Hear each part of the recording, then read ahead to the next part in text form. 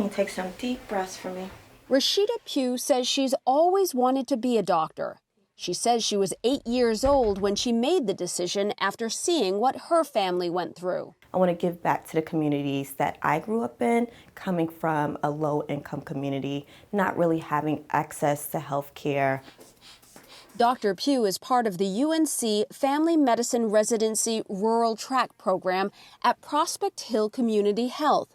She will spend 3 years training at this federally qualified health center operated through Piedmont Health Services. We were running out of liquid nitrogen. The center, which is the oldest community health center in the state, serves the underserved and under-resourced in rural Caswell County. To me, the care is really important for this demographic because it's really hard for these people to access health care in kind of the traditional senses. I'm going to start on your shoulder first. Dr. Okay? Caroline Roberts says many patients who come here are uninsured, undocumented, and don't have money for expensive treatments. Somebody might come in, they might have concern for a pneumonia, for example.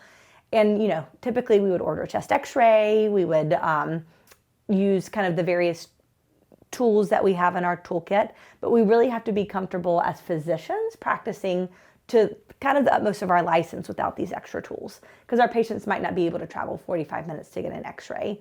But I mean, there's no pain there at all. The rural residency track was created about a decade ago to attract doctors in rural areas. As part of the renowned UNC Family Medicine Residency program, the rural track has become highly competitive.